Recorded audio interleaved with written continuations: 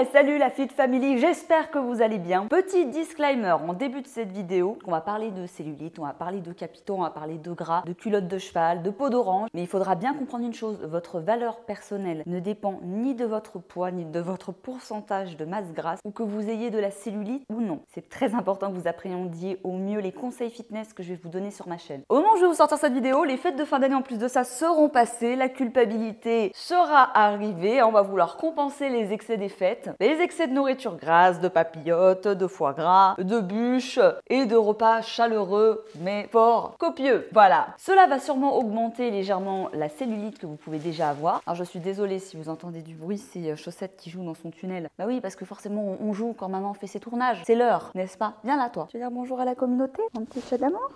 Tous les repas de fête que vous avez fait ces dernières semaines vont forcément avoir un impact peut-être sur vos objectifs esthétiques, mais c'est pas grave, vous n'êtes pas en retard, tout est rattrapable, ça va bien se passer. Et je vous invite de manière générale dans toutes mes vidéos à avoir vraiment une vision long terme et à pas vous arrêter sur des périodes de l'année où on peut avoir le poids qui fluctue.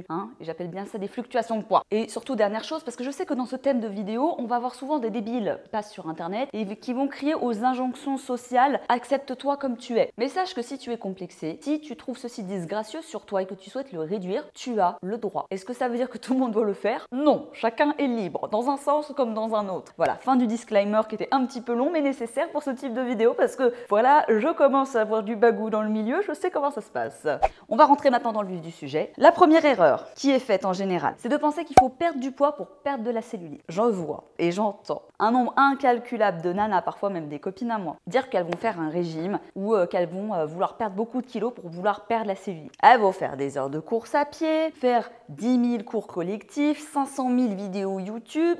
Bref, tout ça dans l'objectif de vouloir absolument perdre sa cellulite ou la réduire. Ça pourrait paraître logique, même peut-être à toi qui regarde cette vidéo. C'est pas comme ça que ça marche. En tout cas, c'est pas ça qui va t'aider le plus rapidement, le plus efficacement à réduire ta cellulite. Déjà, sache que tu peux perdre du poids, tu peux perdre beaucoup de poids, mais continuer à avoir de la cellulite. On peut être très mince et avoir de la cellulite. On peut être très sportive et avoir de la cellulite. Le degré de cellulite n'est pas forcément corrélé au poids. Et en cherchant souvent à maigrir à tout prix, parfois en sautant des repas, en mangeant très peu de protéines, beaucoup de vegetables, en craquant du coup, en mangeant quasiment rien sur du grignotage sucré, en faisant des régimes très restrictifs et très déséquilibrés. Eh bien certes, tu vas perdre du poids sur la balance, tu vas perdre les fameux kilos, voilà, les fameux kilos, mais ton corps il va devenir skinny fat, il va devenir plus mince, mais gras. C'est-à-dire avec l'effet un peu gant de toilette où tu as l'impression de t'as maigri mais t'as plus de muscle, t'as plus rien, parce que tu as puisé aussi dans tes réserves de muscle en consommant peu de protéines et en faisant une overdose de cardio. Et en fait, je sais que la plupart des filles veulent perdre du poids, mais ce qu'elles veulent, c'est surtout le résultat esthétique sur la silhouette. Et là, la nuance, elle est importante. Et tu peux perdre du poids, mais sans avoir perdu forcément de la cellulite et du gras. En plus de ça, tu auras appauvri tes muscles, ton corps il sera en carence et tu vas diminuer ton métabolisme. Bref, tout ce qu'on veut pas. D'ailleurs, sache que les marathoniennes ou les sportives avec des gros sports d'endurance ont malgré tous leurs entraînements parfois encore de la cellulite. Erreur numéro 2, c'est ne pas comprendre ce que c'est que la cellulite ou la culotte de cheval. D'ailleurs, est-ce que tu sais ce que c'est? Est-ce que tu sais faire la distinction un peu entre les deux ou à quoi ça correspond exactement? Alors la culotte de cheval déjà, c'est un amas graisseux qui est sous-cutané, qui est sous la peau, qui se situe en général au niveau du bassin, des hanches. Tu les connais, ceux-là. Ça va apparaître au moment où le corps va stocker trop de cellules graisseuses. Après, par exemple, un manque de dépenses énergétiques, souviens-toi, c'est toujours une histoire de balance. Tu stockes du gras en fait. Oui, tu prends du poids quand tu es en excédent calorique, là tu es en maintien et là tu es en déficit calorique. Ça, c'est ton métabolisme. Ou si tu as, de manière globale, une mauvaise alimentation, très riche en acides gras saturés, en sucre raffiné, en nourriture industrielle. Mais ça peut aussi être lié aux hormones du corps, qui changent notamment quand on commence à passer la puberté. C'est beaucoup lié aussi aux hormones féminines. On peut aussi beaucoup en avoir après des problèmes hormonaux ou une grossesse. Ça va se manifester par une augmentation du volume des cuisses, des fesses et du bassin. Quand le corps a plus d'apports graisseux que de dépenses en énergie, il va venir stocker cette graisse inutile, qui n'est pas transformée en énergie. Parce que le corps a besoin de consommer des graisses. Il ne faut pas l'éliminer de votre quotidien. Pourquoi j'explique que c'est surtout les femmes qui sont concernées, que je ne dis pas beaucoup les hommes, parce que même si les hommes peuvent avoir un peu de cellulite, ils sont très peu concernés, en général 2%, parce que c'est lié aux hormones. Parce que nous, le corps de la femme, il est fait de manière naturelle pour procréer, donc on va avoir tendance à stocker dans le cadre de la reproduction de la grossesse. C'est pour ça que ça touche beaucoup plus les femmes que les hommes. Et que cette vidéo, j'utilise beaucoup le pronom féminin. Comme ça, si le corps a des changements majeurs, il sera en capacité du coup de supporter la création d'un bébé et le développement du fœtus du bébé. Après, je fais une généralité, mais vous savez bien que d'une femme à une autre, on ne stocke pas toutes pareilles, on n'est pas toutes égales devant la nature, hein. On le sait. En fonction de ses propres gènes aussi, de son bagage génétique et de sa morphologie. Voilà, la culotte de cheval, c'est vraiment l'agglomération de zones graisseuses dans les hanches, les cuisses et les fesses. Pour ce qui est de la cellulite et des capitons de cellulite, la cellulite, elle est composée d'adipocytes. C'est le nom des cellules graisseuses. Des cellules graisseuses de grande taille qui sont aussi situées sous la peau et qui se gorgent de graisse qui vont venir s'hypertrophier. L'hypertrophie, c'est comme pour les muscles, ça veut dire qu'on vient grossir. C'est ces cellules-là qui sont aussi responsables de l'effet peau d'orange. Et pareil, elles sont situées en général au niveau des cuisses, des fesses et même parfois aussi au niveau des bras. Donc il y a 3 types de cellulite en fait. J'en avais parlé dans de précédentes vidéos. Tu as les cellulites adipeuses. Alors c'est des cellules qui sont assez molles, qui sont indolores, visibles uniquement au pincement ou à la contraction vraiment prononcée. On a les cellules aqueuses. C'est des cellules qui sont un peu plus souples au toucher. Elles vont être légèrement bosselées, sensation un peu de gonflement. Et ensuite, on a la cellulite rebelle, elle porte bien son nom. C'est la cellulite qui est vraiment fortement incrustée. Elle est visible, elle est même parfois dure et douloureuse quand on vient la toucher. Dans le cadre de cette vidéo, on va aussi parler principalement d'hygiène de vie. Parce qu'au final, ça concerne beaucoup de mes abonnés. Mais sachez qu'il y a d'autres cas qui enclenchent une augmentation de la cellulite, comme une mauvaise circulation de la lymphe, ce qui va entraîner en fait un stockage des toxines et un stockage d'eau sous la peau. Ça va donner un effet capitonné à ta peau. Et la cellulite, elle est aussi dépendante, comme je l'ai déjà expliqué, des hormones féminines et parfois même de certaines pathologies. Et d'ailleurs, si vous avez certaines pathologies, il va falloir consulter un spécialiste de santé parce que là, le cadre de les capacités de conseil de mes vidéos s'arrêtent ici. Au cas par cas, vraiment, on va parler de globalité, d'hygiène de vie. On ne peut jamais rentrer dans des cas spécifiques personnels. Donc, si vous avez des problèmes hormonaux, si vous avez des problèmes de santé ou des pathologies, même héréditaires, n'hésitez pas à consulter un médecin pour gérer au mieux, justement, après les aspects esthétiques de vos objectifs physiques. C'est vrai qu'on pourrait rentrer dans quelque chose d'un peu plus complexe, mais je vais volontairement vulgariser cette vidéo parce que j'ai pas envie de vous faire un cours de SVT. Pas forcément pour ça que vous allez mieux l'appliquer dans votre vie de tous les jours, de savoir quel est votre type de cellulite, même si c'est bien de le savoir, c'est bien de le comprendre. Donc on va passer tout de suite à l'erreur numéro 3. C'est, comme on l'a déjà expliqué, l'excès de cardio. Et je vais vous conseiller du coup les entraînements les plus adaptés pour venir un peu travailler votre cellulite. On l'a déjà évoqué tout à l'heure, l'excès de cardio pour diminuer ou raffermir. Alors certes, vous allez augmenter vos dépenses énergétiques, vous allez brûler de l'énergie, brûler des calories, vous pouvez également enclencher une perte de poids, mais en fait, comme je l'ai déjà expliqué, c'est pas vraiment comme ça que vous allez vraiment optimiser le raffermissement de votre corps. Il y a des moyens plus rapides et plus efficaces, c'est là qu'on va rentrer un peu plus dans la partie entraînement de cette vidéo, pour optimiser en fait vos résultats. En soi, tu vas pouvoir te raffermir en allant courir tous les jours si tu passes d'une activité zéro à vraiment beaucoup de séances de running. Mais en soi, c'est pas optimal. D'ailleurs, vous remarquerez que je dis souvent réduire et diminuer la cellulite et jamais la supprimer ou l'éliminer. Bon, même si je l'ai mis dans le titre de la vidéo, parce qu'il faut coller au code de YouTube, tu connais. D'ailleurs, c'est très important de savoir que, comme je l'ai déjà dit, que la cellulite se diminue mais ne s'efface jamais. Ça permet d'avoir un regard objectif sur son corps. Sachez que même si parfois elle est peu visible à force justement de travailler dessus, même de s'entraîner régulièrement, d'avoir une bonne hygiène de vie, eh ben on peut toujours en avoir. Par exemple, moi, c'est mon cas. Je sais que je ne suis pas non plus extrêmement sujette à la cellulite, enfin de plus en plus avec les années qui passent. C'est parce que je me fais plus toute jeune, donc forcément, le corps vieillit. Donc ça n'empêche pas de pouvoir bien entendu la réduire, mais la supprimer totalement, c'est très peu probable. Mais de la rendre quasiment invisible, sauf contraction, petit moment un petit peu, totalement. Après, ça dépend toujours de son point de départ. Ça, faut bien en avoir conscience. Mon conseil, si tu es à la maison, je te recommande de te focus, pour ce qui est de la cellulite et du booty, sur des séances qui mêlent, ok, un peu de cardio, mais aussi du renfort, voire même que du renfort ou de la muscu maison. Ça va te permettre de redessiner tes fessiers, ça va permettre de booster ton métabolisme, ça va permettre de vraiment travailler sur le visuel de ta silhouette. Et c'est ce qui va te permettre de venir casser les capitons de cellulite. Et en plus, en augmentant ton métabolisme, tu aides ton corps sur le long terme à brûler plus de graisse. Tu as sur ma chaîne YouTube un onglet Booty, une catégorie, j'ai fait des playlists avec tous les entraînements Booty de ma chaîne. Et tu as notamment le programme Booty Power, qui est un programme vraiment focus cuisses, abdos, fessiers. Tu as des séances qui mêlent cardio et renfort et tu as vraiment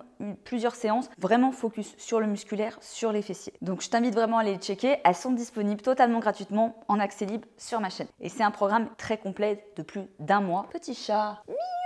Alors, tu veux réduire ta cellulite? Donc, n'hésite pas à la maison également à porter des charges de plus de 2 kg. Vraiment, les haltères, le poids, c'est un outil incroyable pour transformer ton corps, te rendre plus forte, booster ton métabolisme et transformer ta silhouette. Vraiment, je t'assure, n'aie pas peur de charger à la salle. Ensuite, n'hésite pas à te lancer dans la musculation, à solliciter des mouvements qu'on va appeler polyarticulaires, c'est-à-dire qu'ils vont solliciter plusieurs muscles, notamment le soulevé de terre, le squat, et après de faire des exercices ou des séances purement d'isolation dans ta semaine. Tu peux faire 2 à 3 séances bas du corps si c'est ton objectif, pour vraiment focus sur le fessier avec du hip thrust, qui est un exercice incroyable que j'adore, qui aide en plus de ça à prendre du volume sans trop cibler les cuisses. On va avoir les fentes arrière croisées. Si là vous le faites avec les haltères ou la barre, c'est génial aussi. Ou même certains exercices de combo au sol comme on a dans certaines de mes vidéos que je vous recommande pour se finir, en faire un finisher même en salle. Je vous propose pas mal de séances cardio, perte de gras, mais elles sont souvent couplées avec des exercices de renfort. Une grande partie du temps parce que c'est comme ça que c'est le mieux pour la programmation. Quatrième erreur, vouloir du coup éliminer tous les aliments qui peuvent causer la cellulite. En soi, ça paraît logique. Tu te dis, si je les élimine tous, ça va aller plus vite. Vite éliminer les excès des fêtes. Une des choses que je vois le plus, c'est les régimes restrictifs ou pour compenser une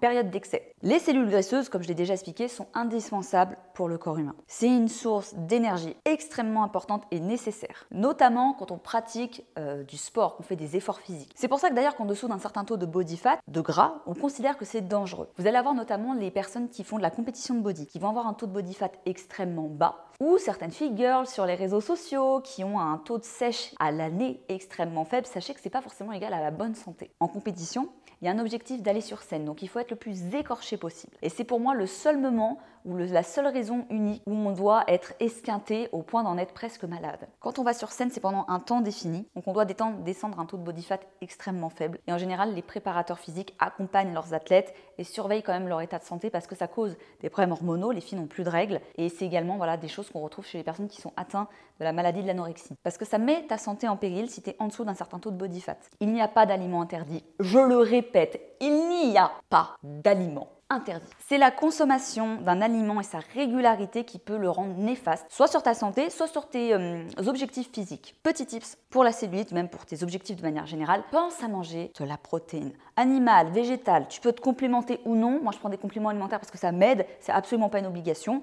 Vous verrez souvent mon sponsor de compléments un peu partout. Moi, c'est pour compléter mes apports en protéines. Ce n'est pas magique, ce n'est pas des potions magiques, les shakers de whey. C'est juste qu'on vient justement apporter une source de protéines supplémentaire à son corps. Et si vous êtes vegan, pensez principalement lors de votre transition alimentaire ou végétarien à consommer suffisamment de protéines. C'est un gros défi pour les véganes et les végétariens, même si aujourd'hui on a beaucoup plus de choses qu'avant. Pensez également à bien vous hydrater, parce que c'est ça qui va accentuer aussi la rétention d'eau, le gonflement sous-cutané, avoir une bonne alimentation et une bonne hydratation. Rien que ça, même si tu t'entraînes pas, ça peut réduire ta cellulite. Bois 2 litres d'eau, je te jure, tu vas voir une diff de fou. Déjà sur l'effet ventre gonflé, mais aussi sur ta cellulite. Parfois, vous n'êtes pas en prise de poids. Vous êtes simplement gonflé. De toute façon, la cellulite, c'est comme tous les objectifs esthétiques, c'est forcément lié à ton hygiène de vie. L'ensemble de tes facteurs de vie. Le sommeil, le stress, ton climat de vie, etc. Mais si déjà de base, tu régules au moins ton alimentation et l'équilibre alimentaire, d'ailleurs je t'invite à aller voir la vidéo sur le rééquilibrage alimentaire, elle va énormément t'aider cette vidéo, et on va pas se mentir, ça va déjà beaucoup